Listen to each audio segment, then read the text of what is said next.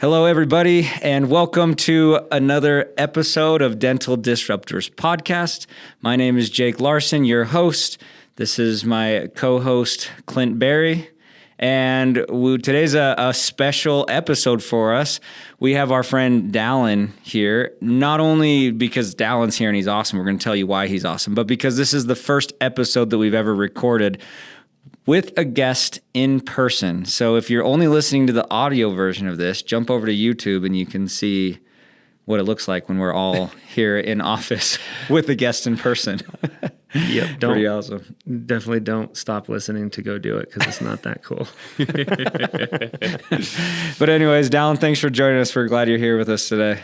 Good to be here, Jake. And Dallin, he is with a company that he and his dad have started called AccruDent. We're going to get all into that here in just a minute. But before we do, Dallin, give our listeners just a quick introduction to who you are, how in the world did you get into dentistry, and give everyone a little bit of your background. Yeah, so I got my start in dental when I was 17 years old. It was my first job. So you mentioned that I started AccruDent with my father, Ken. He's been in the DSO space for a long time. And I was 17 years old. It was summer. I was kind of looking forward to relaxing a little bit. And Ken comes home one day and says, our receptionist quit. You start work on Monday. And this was the receptionist for the DSO corporate headquarters, not for an office itself, but for the headquarters. And I was like, okay, I guess this is happening. So I became the front desk receptionist for a DSO based out of Texas, Community Dental Partners.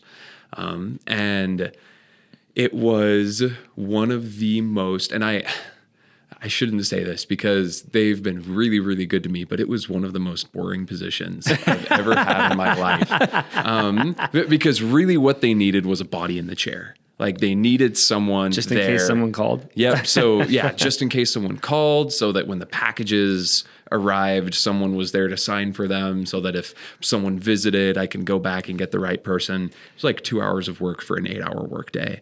And I liked to work. I was raised to work. And so I'm just like twiddling my thumbs all day long. And I'm like, I have to do something else. And after a couple months of that, there's a position that opened at the DSO within their technology team. And it was really low level.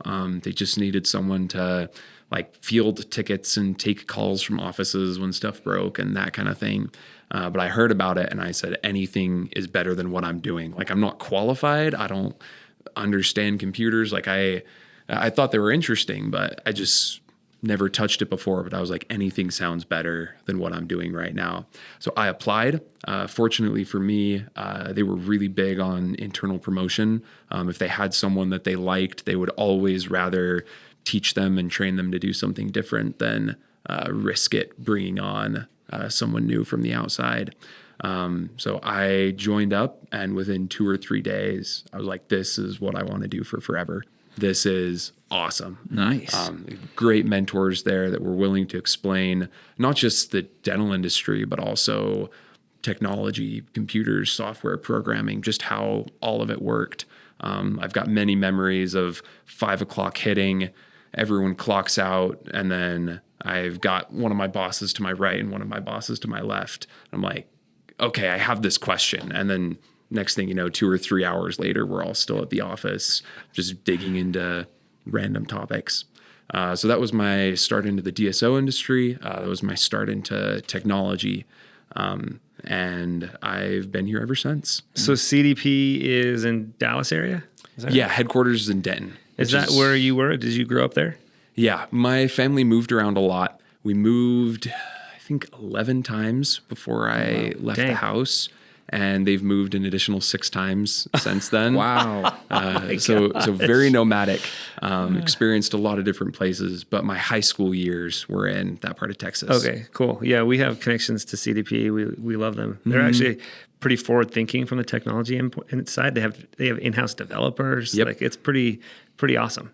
Yeah, that's where I got my training in development, and especially in like business intelligence, data analytics, all of the stuff that I'm doing at AccruDent right now is in large part because CDP has their own in-house development team. All of their reporting, everything they do themselves. Awesome. So I had to learn the whole stack from the bottom up. Did you ever work with Harley? Yeah. Harley's one of my favorite people. I love that guy. Shout out to Harley. Shout out to Harley. Shout out We're to gonna have Harley. to send him this episode. Let's go. He's probably one of our few viewers. Yeah, we need to bring him on. Let's go. That's awesome. Small world. And actually how we all met was through just a mutual customer of ours, right? Introduced us. And then obviously Dallin speaks our language at Kala, doing a lot of data analytics stuff. And as we've kind of partnered with AccruDent, it was just time to have him come on and share what him and his dad and their team are now doing to support and make the dental industry even a better place than it already is. So let's talk a little bit about AccruDent. So now that we know about you, Dallin, tell us how did it go from working at the front desk as a receptionist to getting into the technology side to now, hey, let's, obviously your dad's been in finance for a while. Like, how did all that come together and say, hey, let's do this as a full-time gig? Yeah. So Ken and I have talked about starting a business together for a long time, probably 5 or 6 years.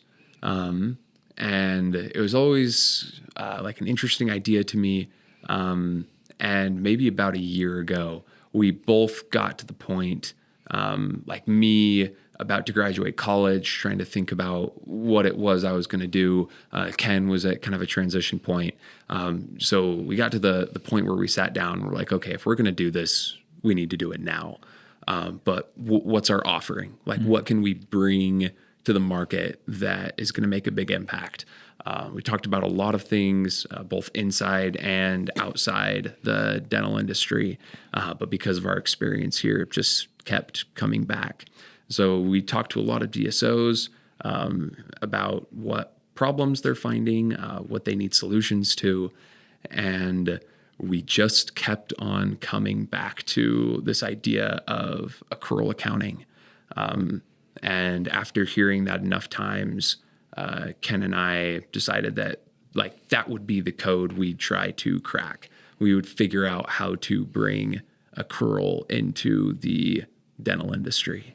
Because the problem with accrual, and this is maybe worth stepping back a little bit. Yeah, I was going to say for the people that aren't accountants, to just explain like a high level what this means. Like, how do most dentists operate, and how do they need to operate? Yeah, that's definitely what needs to be explained first. So accrual accounting means that you are logging your revenue and expenses on the date of service instead of on the date of payment. And if you think about your average dental office, we are absolutely terrible at getting paid on the day that we do service. You think about like an orthodontics or a payment plan model where people are paying upfront and then service is being done over a long period of time. Or you think about an insurance model where service is done on a certain day and then we're not paid by insurance until several months later. And the problem with that is it makes your cash flow really inconsistent. But it also makes it difficult for you to look at financial reports and get a good idea for how your practice is doing. Like, did we make money, in air quotes? Did we make money this month? Did we lose money this month? Are we like spending more than we're earning? Like, it's difficult to look at those ratios and get a clear picture if you're always being paid months before or months after nothing you actually do the aligns. service. I love that. And that's like the simplest explanation I've ever heard of that. I was ready for like a really technical explanation. I'm like, this could get ugly. It's like he's had a few conversations. Logging it on the date of payment, I'm like, oh yeah, that's a good explanation of accrual accounting. Sometimes it's easy to like throw this in an example. You put air quotes, did we make money this month? And I love that, putting the air quotes around it, because it's like, what if you did $200,000 worth of production in 1 month, but you got all the payments 2 months later? Like, 2 months later, it looks like it's a fabulous month. But Yep. really, your great month was 2 months ago. So as long as you're collecting, so obviously this is maybe dentists all know this, and I don't know, you're talking to people. How do you feel like, what's the education level of your average dentist? Do they understand this, or do most of them just do cash-based accounting? Generally not. And there's a couple of reasons for that. The biggest one is cash-based accounting is just easier because it's all about when money hits the bank account. If you're going to do accrual accounting, it's a little bit more nuanced because you can't just like go to your QuickBooks or whatever software you're using to keep track of your transactions. You can't just go there and click a button and say, I'd like to look at accrual, please, instead of cash, because the information about what production you did during the month isn't there. It's in the practice management software. And the two of those don't naturally talk to each other. So the standard in the dental industry is you start out on cash basis accounting.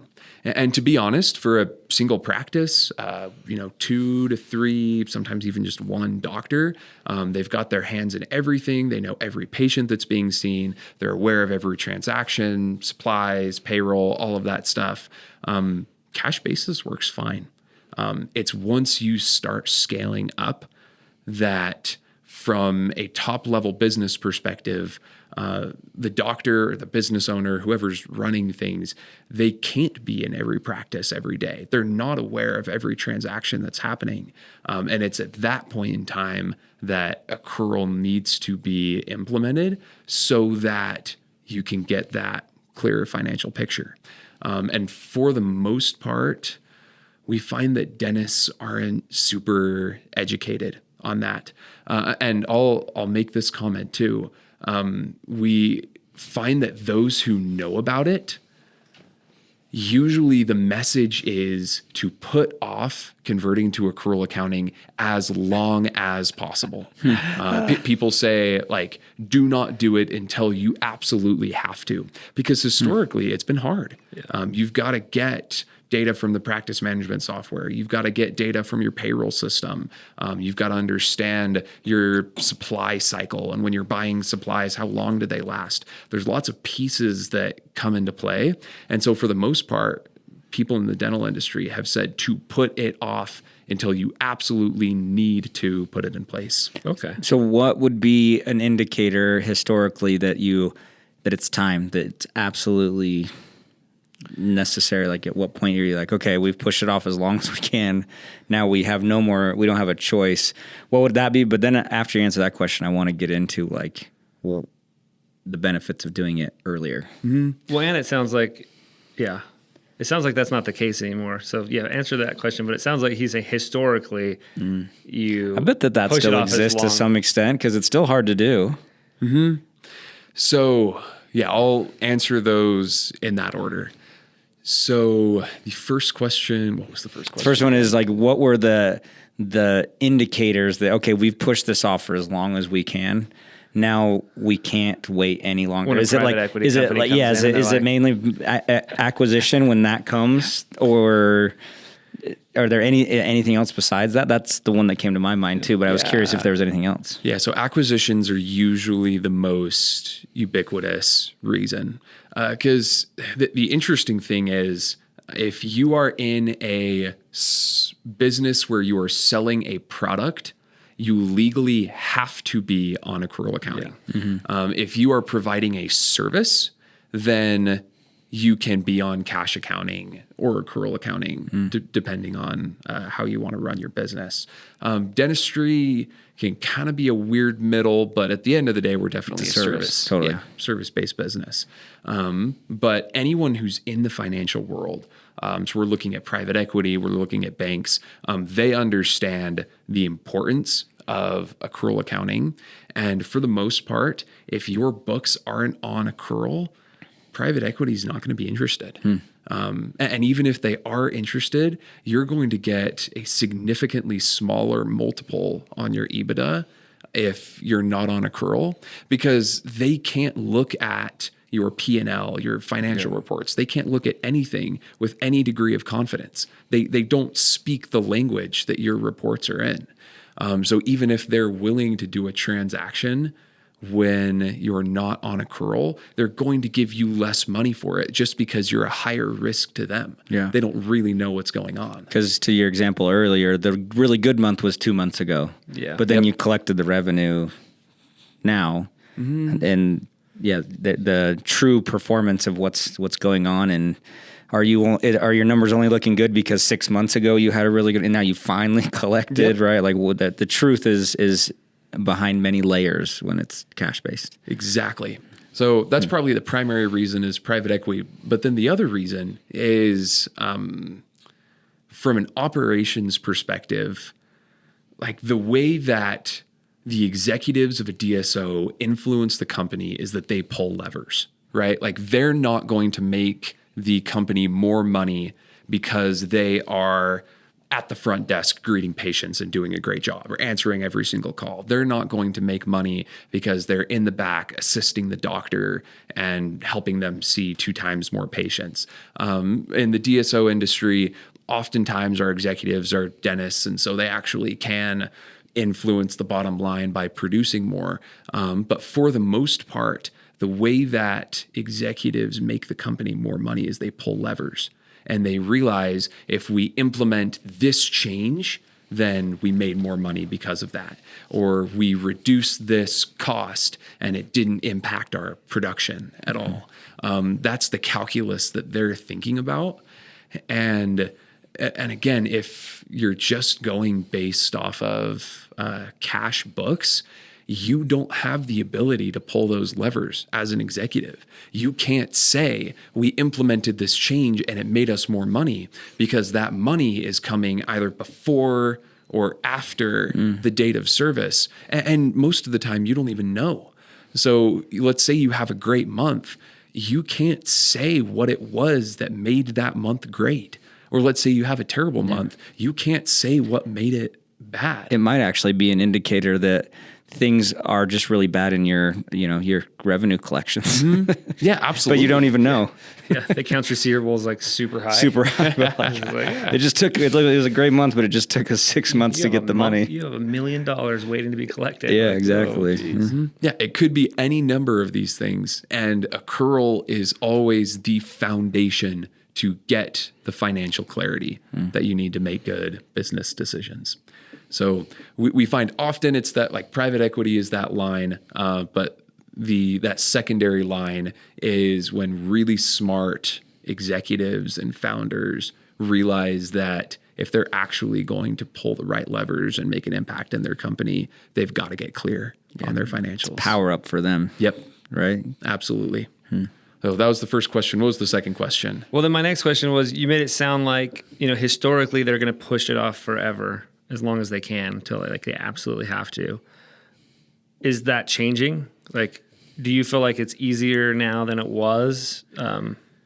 So this is where I make my plug for AccruDent. There we go. Because plug it up. We're totally historically fine with it has been difficult because the people implementing accrual accounting are usually doing it in dental for the first time. So you've got a CFO that's come into your DSO and they've got plenty of experience being a CFO, but they've never done it in dental before. And they understand that you need to be on accrual. And so they do a ton of work and they put it in place. And then once it's in place, they're like, okay, cool. And they just keep on going. Being the CFO of that DSO, they've solved that problem, time to go solve other problems. And then the next time that a DSO needs to convert, it's that next CFO's job to solve the problem from scratch. And so people keep on solving the problem from scratch instead of like one person figures out how to solve it and then they solve it again and they solve it again and they solve it again and they get that system and process in place to where it can be rolled out for everyone. So Jake and Clint, I kid you not, I have talked to DSOs who have spent $100,000 trying to implement accrual accounting and then gave up because they couldn't do it. That's and painful. We've spent the last year at AccruDent really like honing our processes, trying to catch edge cases, figuring out the technology. How do we make this scalable? How do we make it repeatable? To the point where we can do it for an upfront cost of about $1,000, $1,000 to $3,000 per practice, and then we can maintain it for somewhere around $400 to $500 per practice per month. And we're doing everything that we can to make our technology better, make our processes better so that we can do that faster. We can close the books quicker. We can do it for cheaper. Like we're continually trying to innovate to make that process better, but we've done it successfully for hundreds of practices at this point in time. That's awesome. And so I didn't know this about you guys will help offices convert, but then you offer, it sounds like bookkeeping service. Yep. Is that right? Mm-hmm. Okay. So you'll take over the books and keep running them. Yes. Oh, that's nice. Yeah. And so it can sometimes be more nuanced than that, because oftentimes DSOs will have a bookkeeping company that they already work with. We have worked with existing bookkeeping companies in the past. There's a little bit of a weird handoff to where like we do stuff and they do stuff and we kind of have to work with each other and not step on each other's toes. But we are fully capable of taking over 100% of the bookkeeping and doing all of it in accrual. And again, usually for a similar cost to what lots of other bookkeeping companies are doing in the market. Yeah, totally. I mean, we use one for our software company even, and it's like, that's very common. Yeah. I didn't realize that you offered. That's really cool. Yep. So have you seen any changes in technology over the years that have made it more economical to be able to do this? Like you mentioned that group that spent, $100,000 plus and they just couldn't crack the code. Was that because they just couldn't figure it out, or were there just like pieces of the puzzle that were missing that didn't exist like they do today? Yeah, there have been a lot of changes over the last couple of years. One of them is practice management softwares are starting to play nicer with the outside world. And y'all at Kala know this more than anyone. We are not there yet, but we're getting there. Yeah. We see cloud-based practice management softwares opening up more APIs, taking on more partners, being a little bit more willing to integrate. We see local practice management softwares. I guess this probably isn't the place to talk about Open Dental. We did an episode on whole episode on Open Dental becoming closed dental. Yeah. We've been able to read those databases for a long time. But we're starting to see PMSs be a little bit more friendly towards the outside world. We still have a long way to go. But integration platforms being opened up, APIs being opened up, all of that is incredibly helpful. Yeah. And then other great innovations. This is where I can put a plug in for Kala. Companies that make it their business to centralize and standardize practice management software makes innovations like, or I shouldn't say innovations, makes things like accrual accounting significantly easier, because it all comes back to getting data out of the practice management software from different places. Yes, right? It all has to talk. It's like you said at the very beginning, the foundation of being able to do this is getting the accounting data and getting the practice management data to start talking to each other. Yep. And if they don't, you can't tie the production dates back to your accounting. Yep, absolutely. Yeah. So we love and appreciate Kala because you help us to centralize and standardize that data for many of our partners, which is part of what allows us to implement accrual accounting quicker for groups.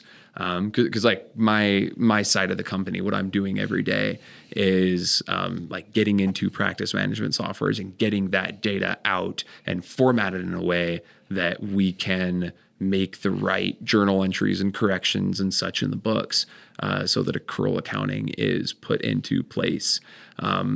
and having to do that for Open Dental, and then do it for EagleSoft, and then do it for Dentrix, and then do it for Ascend, and then do it for Denticon, and then do it for CareStack. Like we've spent a lot of time in each one of those practice management softwares learning the nuances, because there are lots of nuances. But having data centralized and standardized is tremendously helpful in those efforts. That's awesome. Yeah. So I don't want to get too much into the weeds here, but I'm just curious. So like when you set up accrual-based accounting and the dentist does some sort of production, are you taking and putting that production in the accounting software now? How does that work? Yes. You will, and you'll put it in and say, look, we have production and we have accounts receivable now. So you'll be able to run all your accounts receivable reports from the financial software.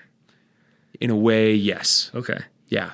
So this is starting to get into where I am not an accountant. Yeah. I understand. You're a technical guy. I understand. I understand what Ken needs. Okay, got it. In order to make all of those corrections. Yep. Okay. I understand that he needs gross production and net production and collections and accounts receivable broken out over the 0 to 30, 30 to 60, 60 to 90 days, aging, both for insurance and for patient. We need a breakdown of certain kinds of adjustments. So I understand how to deliver that data. And I know like the high level of what's going on, but the nitty gritty inside the books, I have yet to plumb those depths. Which makes sense. I mean, you're the technical guy. You help get the data in, which is great. That's who I like to talk to anyway. So I want to rewind to a point that Dallin made earlier. He talked about how organizations have tried to do this on their own. One CFO comes in and does it, and they're just kind of on repeat trying to get this to work. And the importance it is to have a point solution, like someone that is an expert in doing this. And we talked a little bit about the costs that you have seen organizations incur trying to do this, and it's an ongoing cost trying to figure it out. And hiring someone like Dallin to do this for you, there is a cost there, but there's having a point solution of someone that knows it and has done it with every practice management software. I don't think that can go unstated, just the value in having experts that are, this is what they do, and feeling confident to offload that responsibility. And I don't think that we've gotten into this enough, so I want to rewind and just make sure that we really highlight what are the tangible benefits that people are going to feel by making this switch. We've talked about them, but I just want to make sure that we highlight them so that it's very, very clear. So a couple that I noticed, and then I'll have you just like confirm or maybe add on to them. But one of those, the easiest one, is just being prepared for acquisition or whatever might come in that regard. But the other that I took away was being able to confidently make an impact as an administrative leader, knowing what levers to pull, when to pull them, and being able to watch the impact that you can have, as opposed to maybe flying a little bit blind, trying to make an impact, but instead of just like staring at your bank account, like a lot of dentists, like, oh, bank account's good, we're good. Yeah, and as a DSO in an organization, they're aiming to increase, EBITDA by a couple points. As when they acquire it over a certain amount of time.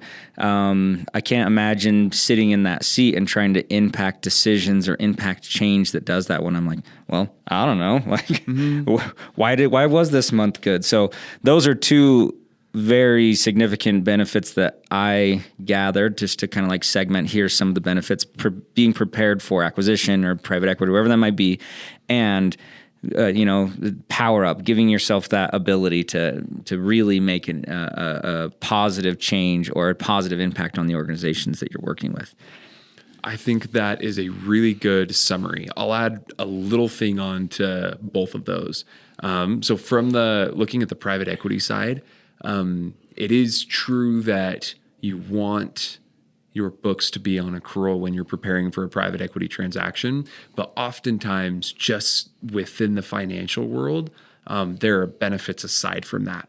So one of our clients we originally partnered with because they're trying to grow. They're at 10 locations. They want to go to 13, 14, 15 this year. And so they go to their bank, and their bank says, we're not lending you any more money until we get like some good assurance that you're growing and that you're profitable, that like we're making good on our investment, that you're not going to default on your loans. We want to see some books in accrual accounting. Because they want to see financial documents that are normal. I mean, I call it normal. My mom was an accountant, so I just like grew up with this, and I just thought everyone did it this way, and then come to find out they don't. It's like, how are you going to get a loan? I like that. Yeah, and so for that location, they're at 10 practices, they're stuck growing, can't get any additional lender or money from the lender until we come in, implement accrual accounting, and then all of a sudden, bank is happy to keep working with you, get the additional loan, open your 2 or 3 new practices. So that's kind of the other side of, it's just like the financial world will actually take you seriously. Like you'll be a real big boy business to the people who have the money. And then I'd say from an operations perspective, the other benefit, aside from just seeing those immediate, like I pull this lever and I know that this thing changed, as soon as you get accrual accounting in place, it also lets you do real financial forecasting. So for the first time, you can look at your past year and then use that to figure out like how much cash am I going to have next month, and then month after that, and then the month after that, and how much cash am I going to have in a year. You can like create your budget and then actually see how the budget impacts your bank account. And actual year over year analysis that's accurate. Those type of things. And so that's usually because like we implement the accrual accounting, and it's like a little bit of a background thing, and it's nice because people know that like, okay, we've got greater accuracy now, like I can make changes and I can see them reflect. But usually the real kicker that we deliver for people that they love to see is after we've implemented accrual accounting, when we can then show up and tell them what their business is going to look like in a month, in 6 months, in a year. Like that's when we really start cooking with gas. Which is why they're going to get a higher EBITDA. Right? A higher... It's showing growth. Yeah, and it's legit, right? There's no risk because I know the forecasts are there. Yeah, all of that blends together. Accrual helps you be a better operator, which gets you higher EBITDA. It's like, it all comes together. Yeah. Love it. Yeah. You can see, hopefully everyone can see, although this is accounting stuff here, this is disrupting the industry, right, in such a positive way. And I just want to highlight that this is something that historically has been very hard to do, right? The APIs for practice management software, although there's some that exist, it's still really, really tricky. And without the connectivity between your accounting software and where the production is held, you really couldn't do this. But the opportunity to have something like this in your organization, it's here now, right? And AccruDent can help you with that. So cool. You got any other questions? No, I just love it. I appreciate you coming on. This is obviously a needed service. So really hopefully there's some DSOs out there, some emerging DSOs, or someone aspiring to be a DSO listening, knowing like, or a single location that potentially is at a place they want to look at getting acquired, right? Those are our opportunities too. Well, so Dallin, how can people get in touch with you if they have more questions or want to learn more? What's the best way for them to connect with you? You can always email me. I may regret this later on, but my email is dallin@accrudent.com. Pretty easy. You could probably guess it if you really wanted to. I think your secret's safe here. I'm also on LinkedIn. I try to stay on top of messages and conversations there. So those are probably the easiest. Awesome. Well, we did have one listener who put her cell phone number in her LinkedIn profile, if you remember that one. So I think your email will probably be fairly safe. So anyway. Person. would not. Well, thanks, Dallin, for joining us. Really appreciate what you shared with us and with our listeners today. Really eye-opening, and I'm sure will benefit a lot of people. So thanks so much for joining us. Appreciate it. Yeah, thanks for having me on. This has been great. Yeah, thanks.